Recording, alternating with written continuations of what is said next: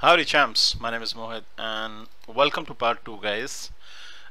In this part I actually promised you that I'll not talk too much about the health and nutrition aspect. I'll be focusing more on the HTML and CSS and yep. So let's take a browser preview once again. In part 2 I'm gonna make some value added addition. I made some change to the code. Let me first show you the browser preview. So I've added a button which says click me to run the animation, and as I actually click you can see the 5 bar charts come from left to the right in an animated fashion. They drop in and this is the way it actually appears. So if you remember in the first part earlier I had actually shown you how the animation happens on a page load automatically without any intervention, but here you have to interact with the web page. Click the button which says click me to run the animation, and is when the bar charts actually appear animated and then they come to a standstill after some time.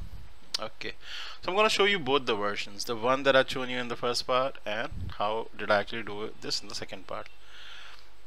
Okay, I have also involved some jQuery which I'm going to talk you through verbatim.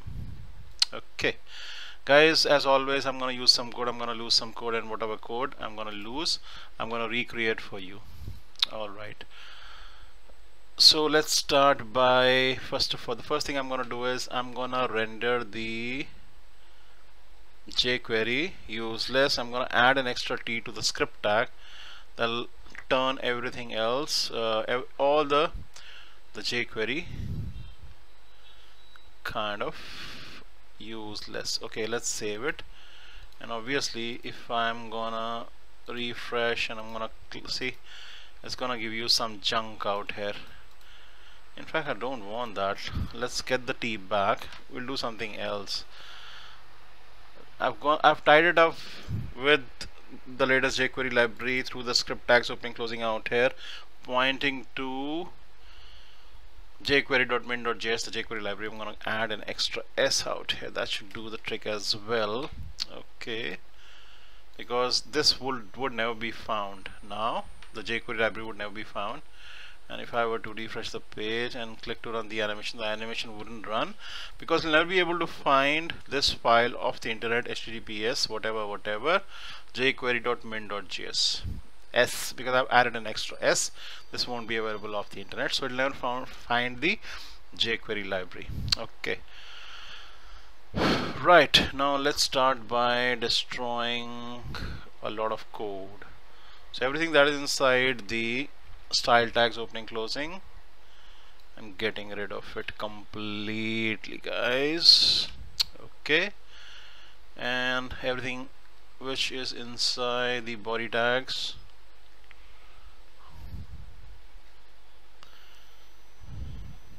let me get rid of that as well. In fact, can I do something? I'll create a parallel copy of this. Say file, let's say save as, and let's say effects2.html. okay, so I'll be working on effects2 and not effects1. okay, now let me add an extra S out here to render the jQuery useless. Let's delete everything inside.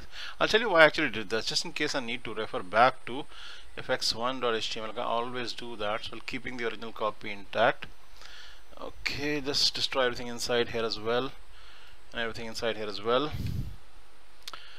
Alrighty, and everything inside the body tags here as well.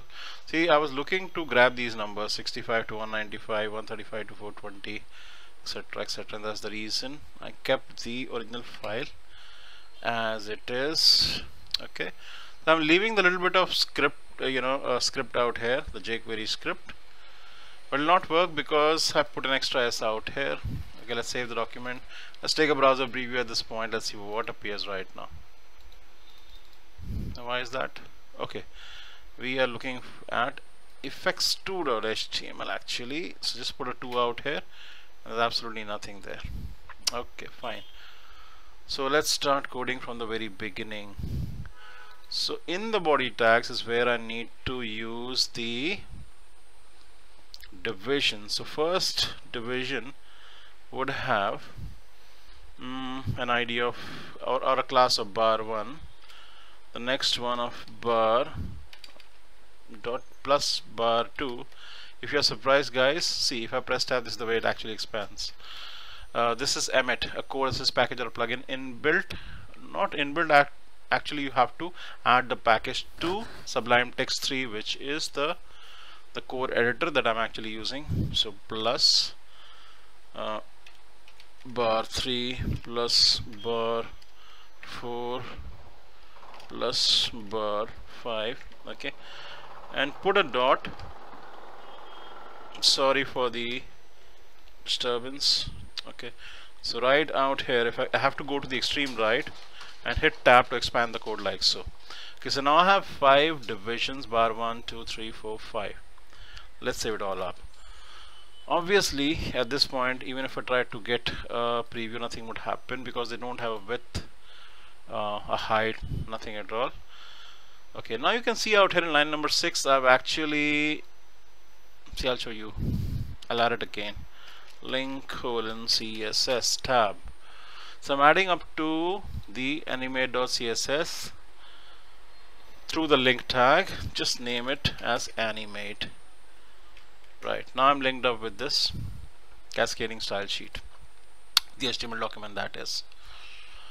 Okay, now let me say body. So the first rule that I'm going to create is for the body, margin left 100. Okay, so just creating a padding on the left hand side. Next, let's say I want to create a rule for the class bar1. So a period or a dot and a bar 1 out here. Alrighty. Similarly, just paste it a few more times, 3 and a 4 and a 5. Just change this name to a 2 out here, a 3 out here, and a 4 out here, and a 5 out here. Save it up. I'm sorry. And then bar 1 comma, I'm creating a group selector. I'm yet to define bar 1, bar 2, bar 3, bar 4, bar 5, which I'm gonna do so very soon. So that's gonna be bar 2 comma bar 3, a group selector. This will affect all the bars together.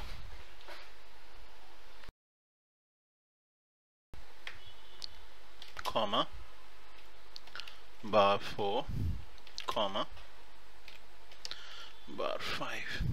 Okay, I'm gonna keep the width as 50 for all the bars, so height rather, height 50, right? And the length of the bar, so the width of the bar is gonna be different, and that's gonna be in accordance with effect, effect 1. So I need to peep for the width for the bar 1 was 195, for bar 2 was 420. Okay, what was that? 195 and 420. Okay, fine. So the width is for this is 195, expand using tab, and width is 124. Was it 120? 420. Beg your pardon, that's 420. Okay, go to the extreme right, hit tab. So this is emit in action, it's a code assist package or plugin which allows you to code really quick. Okay, then you have 650 and 750. Okay, so this is gonna be having a height of a width of 650 tab. This is gonna be as 750 tab. Okay, and the last one is 870. Righty, this is a width of 870. I wouldn't remember the numbers, so that is the reason why I'm actually picking up. Okay, fine. So at this point, if I were to save all and go back and let's take browser preview, nothing would show up simply because we have a width, we have a height, but we don't have any background color. So let's say a background color, but I'm going to use a linear gradient out here. So I'm going to say linear dash gradient. Okay, I'm going to rotate the linear gradient by 90 degrees. The default is that it actually goes from top to bottom. I want it going from left to the right, so a rotation of 90 degrees before I can actually use the colors. The colors that I'm interested in using are initially green, then orange, the start of danger, and then the real danger, red. If at this point I will show you how things actually appear. See, all the bars actually show up. Righto. But I'm gonna make a lot of change. First of all, we need some bottom margin. Okay, so margin bottom, well, let's say how much? 20. Okay, let's do a refresh. Yep, this will do. And let's have some, let's say H1 going out here, and let's say chart based on caloric density of food. Alrighty, let's save it, and let's put a BR plus a BR and a tab. So 2 line breaks to add some space. Okay, fine. So far so good. Now I'm gonna work on the green, orange, red thing. Okay, I'm gonna destroy this actually, and I want to do something else. Let me just peep once. So transparent white, transparent. Okay, fine, got that. See, I would want the first 567 pixels, the safe area, as transparent, and then from there on I would want a white line to show up. So I would say white color to show up at the 567th pixel, going up to 568th pixel, and then I would need transparent to go up to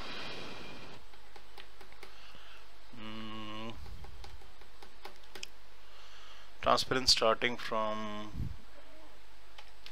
568th pixel to go up to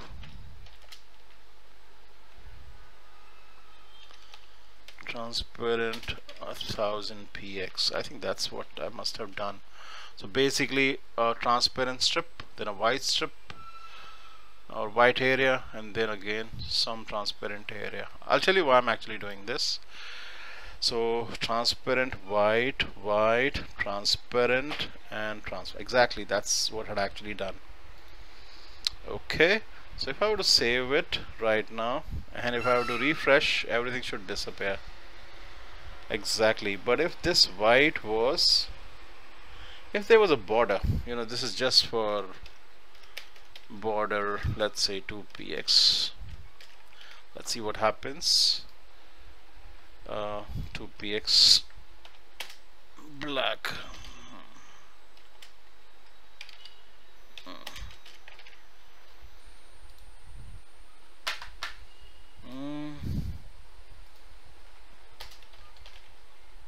Why am I required to put the whole thing? Okay, I thought even if I didn't mention solid, it would still come. In fact, if I didn't mention black, it would still come. Yeah, do I need to mention 2px? Just some trial and error, guys. Yeah, exactly. I just need to say solid should still work. Okay, so this is just for the testing purpose. And if I were to change this white to, let's say, a black out here and a black, this is just for you guys. I'm gonna revert now very soon. So why is the black patch not coming up? I'm just thinking. So up to 567 transparent, and then black, transparent. The black should have come up. Let's say save all. Let's do a refresh. Allow me a moment to think, guys. I think I need to pause the video for a bit. Okay guys, I've resumed the video. See, I made some error while pushing in the colors for the linear gradient. So for the first 567 pixels is transparent. The first 567 pixels is transparent. Then instead of white, just to show you, I put red temporarily. So then the 560 from that pixel to the 568th pixel, red, and then again transparent. So you have transparent, red, and transparent, and this is the way it actually appears. See that thin transparent line, guys? Okay, so this is transparent, this is red, this is transparent. That's what I've done. Okay, so I'm gonna change it back to a white out here. I'm gonna change this back to a white. So why I'm actually doing it is gonna become very clear, because 567th pixel is where the threshold is, the demarcation is the boundary of calorie dilute foods to foods that actually hook you, the fake foods, mainly the fake foods. 5-6 white, and I'm gonna do away with the solid border completely. That was only for the testing purpose, but instead I'm gonna add another background, so another linear gradients. You can have comma separated linear gradients. Okay, bigger one, gradient. You can do that. This time where the transparent area is, I would want the green color to show up. So green up to the 567th pixel, and then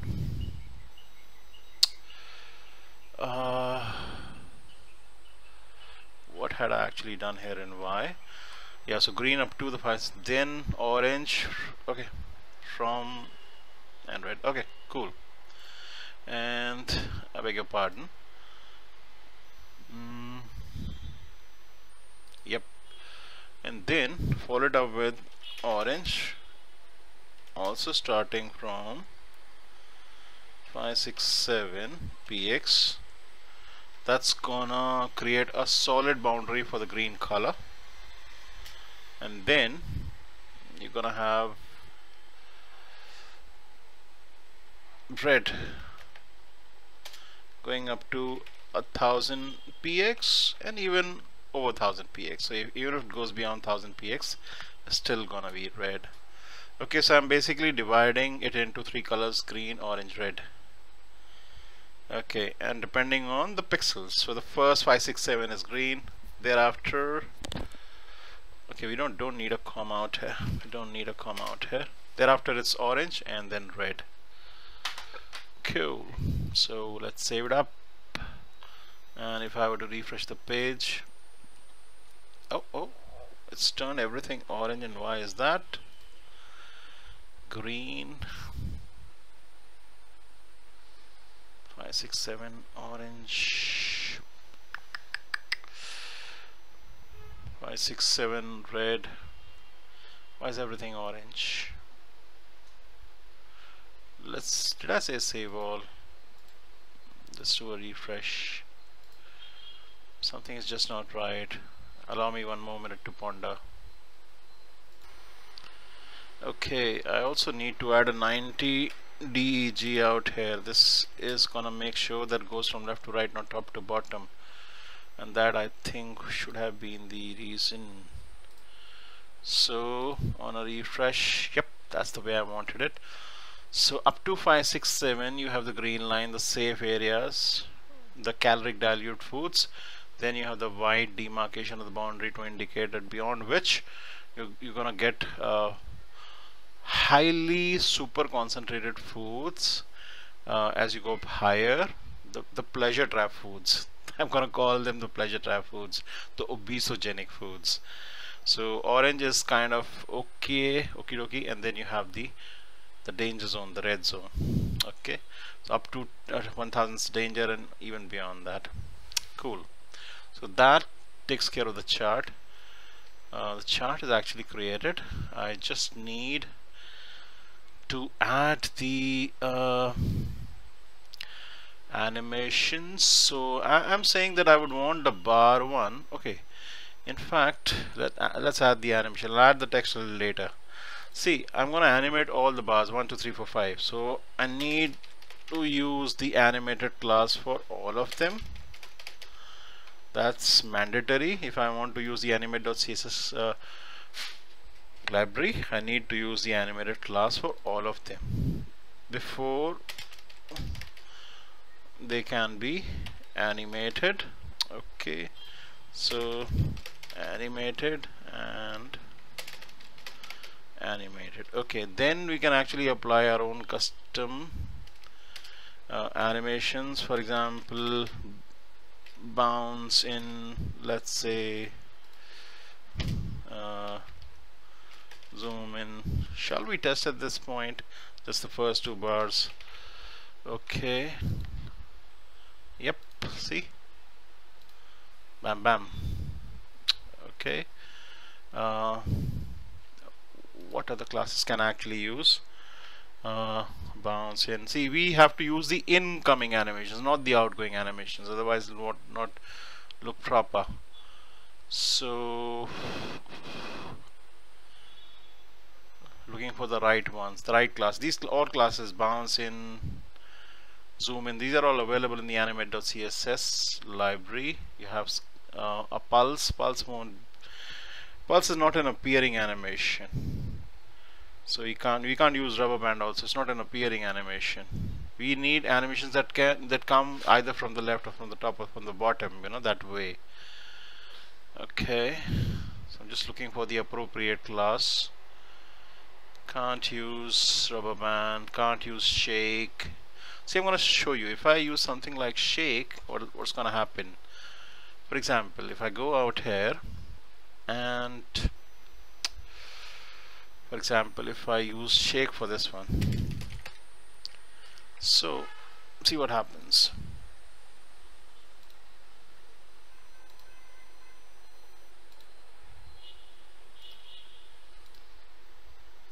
In fact, I cannot use any of these three. It has to be bounce in left. It has to appear from the left.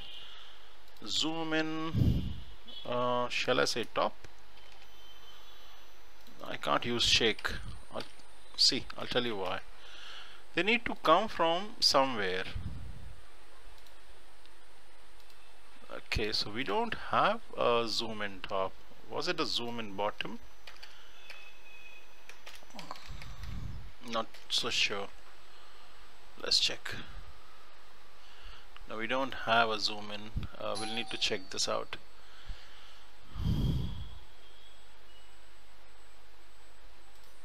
Okay, in fact, you know what I'm gonna do is I'm gonna go to the site animate.css. Okay, just type animate.css out here.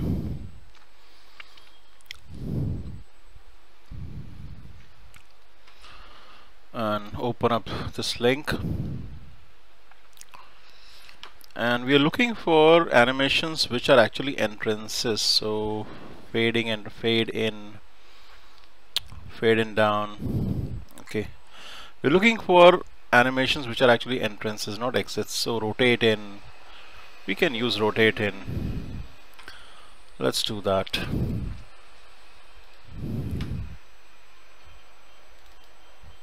Or OTT. Okay, this will do. And for the third one, let's use bounce in left. Yep. Oh, we have already used bounce in left. Let's use bounce in up. Okay, let's use that.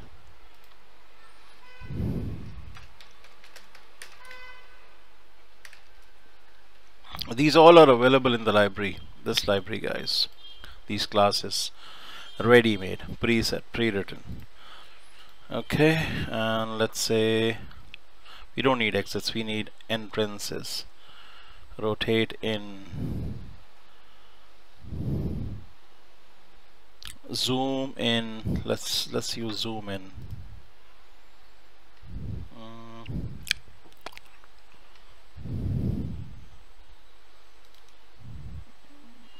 Zoom in, zoom in, and let's say this again, just duplicating this again. Okay, so let's say save all, beg your pardon, file, save all, and let's do a refresh. Oh but all together.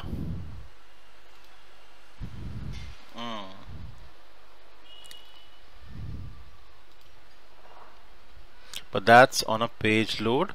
So if I want that they should not appear together, I can actually, this is the tweaking, a little bit of tweaking that I can do. I can say animation delay, let's say 1 second for the first one.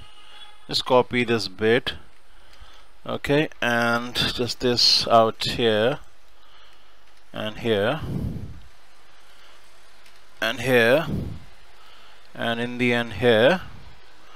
Okay, just change this 1 to a 3 for the second bar, a 3, this to let's say a 5, this let's say a 7. So after a a difference of 2 seconds and a 9 seconds out here, let's save it up. Let's go back and let's do a refresh.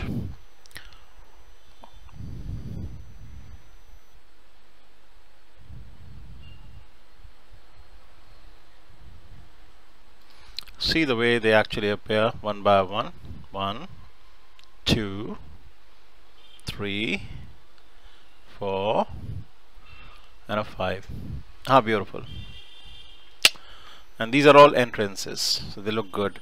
Okay, now the last bit is pretty much easy guys. All I need to do is I need to check, I need to just copy this bit and put it out here because the chart was created according to the upper limit. So just put the text one by one. This goes out here and this pretty much goes out here. So just putting the text for the different divisions.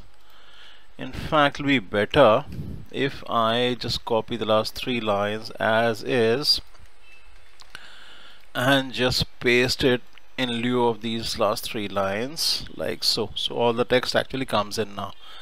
I hope things are very clear to you.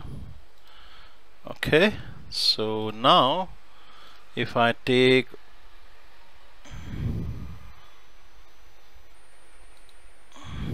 okay, I get it. I must have made some mistake somewhere.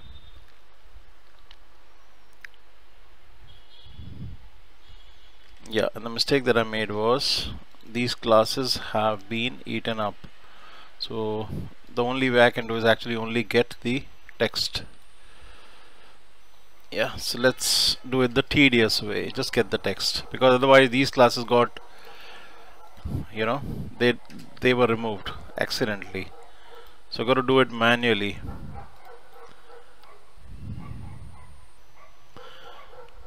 Okay, got to do it manually, the lengthy way, the tedious way.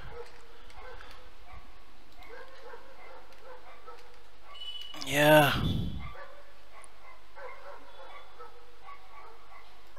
Okay, and the last one, just copy this bit, okay, and paste it out here. Now I have all the text that are needed for divisions with classes bar 1, bar 2, bar 3, bar 4, bar 5. Let's just save all. Now I don't need the effects one. This was only for the reference. I can remove it. Okay, so let's save all and let's take a browser preview.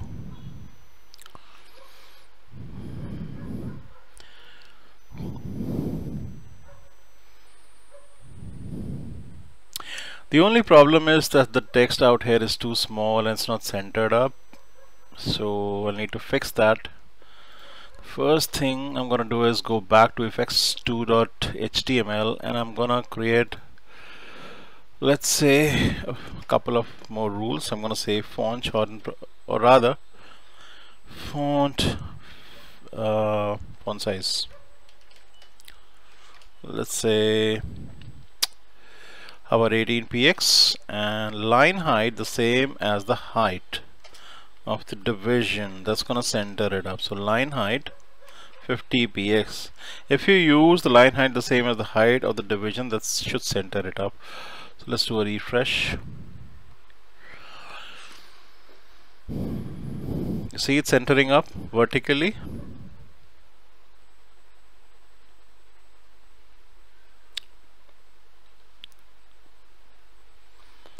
Not only that,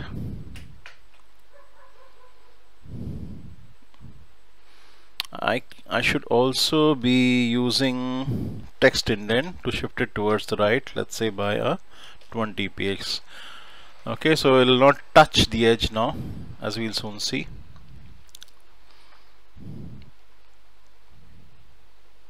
Right, let me increase the font size even higher. So how about going with 24 out here? Okay. No, did I increase the font size? Did I do something else? No, this is 20, this is text indent, and the font size should be 24. That should be fine. Oh, it's actually overflowing. 24 is a bit too much. Let's go with 20. Let's hope this is fine.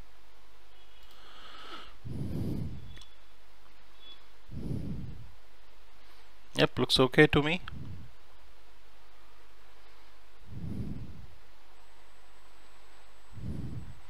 Okay, right, so that's the chart ready, guys. And you see, the more food you have that's kind of dilute on calories, which actually makes it bulkier. You see, like potatoes, like rice, like corn. So although even if you take a lot, the amount of calories going in is not too much, and that is the reason why they're actually bulky. So if you are a fruitarian, vegetable lover, if you are a spud eater, potatoes, if you're a spuddy, right, if you are into sweet potatoes, cereals, you'll find that they have a lot of fiber.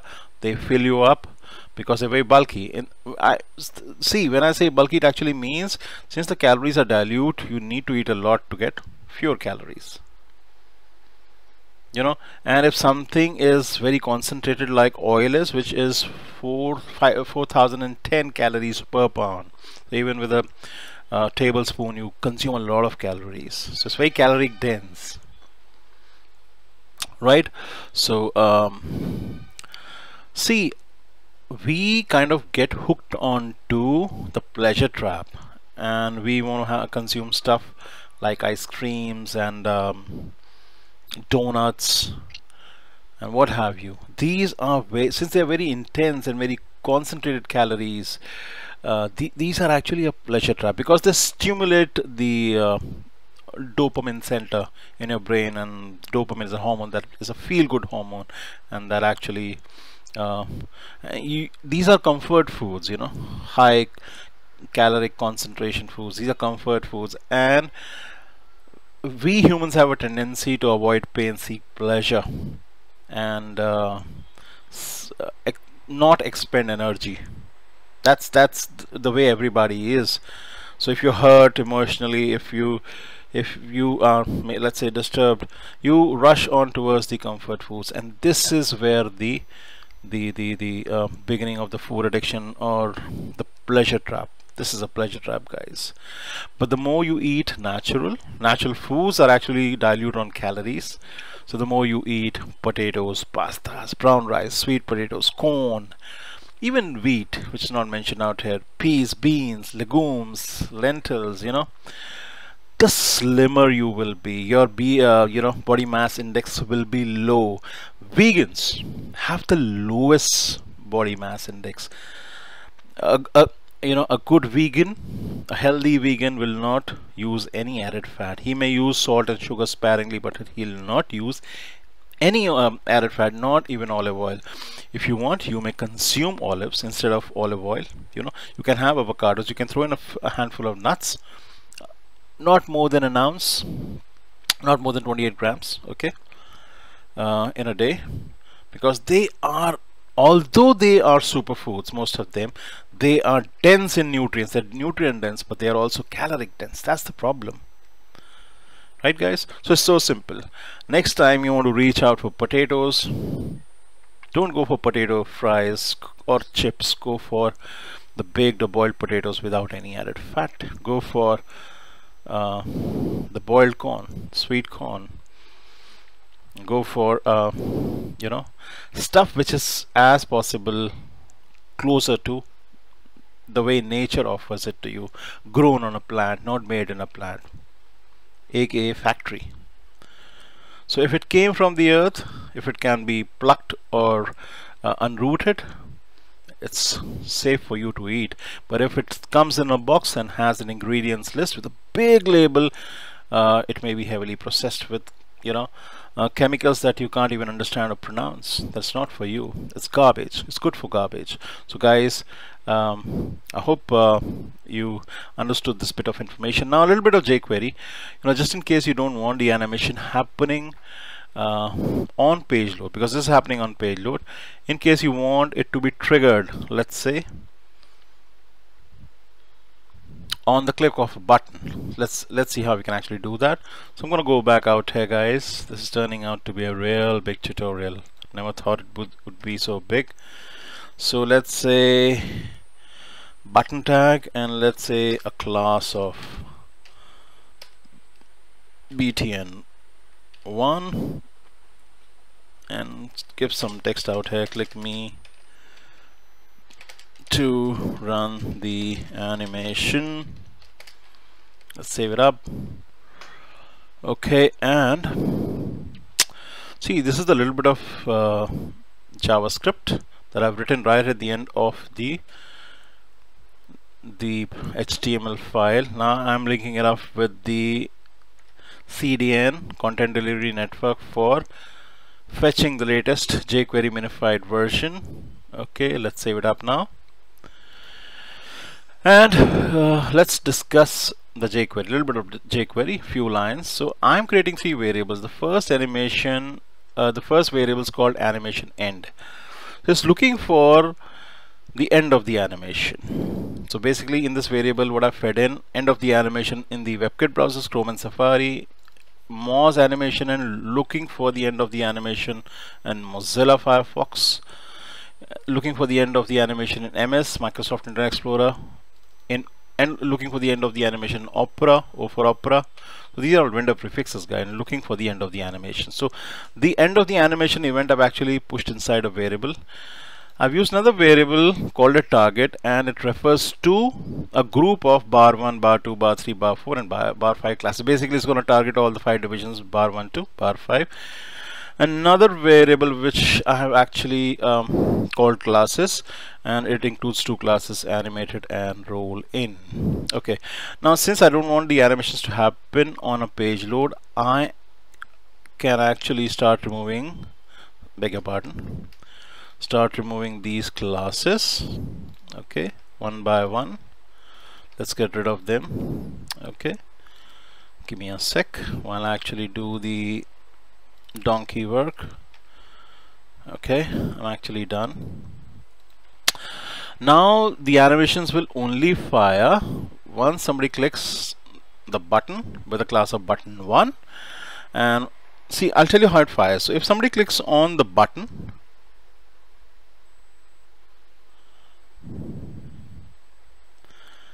this is supposed to be btn1 actually. This is got to be in accordance with this. Okay, if somebody clicks on btn1, then the target refers to bar 1, bar 2, bar 3, bar 4, bar 5 will add the classes. So basically we'll add the class animated and roll in only after somebody clicks. And also once the animation actually ends, it's looking for animation end variable, which is the same as WebKit animation end, mouse animation end, so on and so forth, etc, etc, etc. So once the animation ends, only one time, so it binds itself only one time, run the function this dot remove class. This refers to the target is bar 1 to bar 5. Remove the classes. So it'll add the classes and then remove the classes, so that, see, you can add the classes once again only if the class has been removed. So when you click the button once, the classes which is animated and rolling get added, and once the animation gets over, the classes get removed through the remove class method. So we are using the add class remove class method to add and remove the classes. Classes refers to animated and roll in, and these classes can be found in the animate.css file. It's that simple. Click on the button, add the classes, remove the classes. Click again, add the classes, remove the classes, and remove it just once through the one method when the animation actually ends. So you see these three variables that I've created out here are actually making for a very cleaner, leaner code, isn't it? Okay guys, so that's it. Let's take a browser preview. Let's see if everything works just the way I actually want it to. Okay, let's do a refresh and let's click me to run the animation, and there it actually goes after a delay. Okay, all the animations are the same, absolutely the same, because the classes that have been added are animated and roll in. So it's always roll in, guys. Okay, so guys, I hope you found this information useful. I hope you don't mind the health and nutrition aspect. This is really important for everybody. The world has become fatter and sicker, for sure, and something needs to be done about it. And I have done my bit by turning a vegan. It's a vegetarian plus a person who does not even consume any dairy at all in any form. Guys, you have a good day. Bye bye. Peace. Please sub.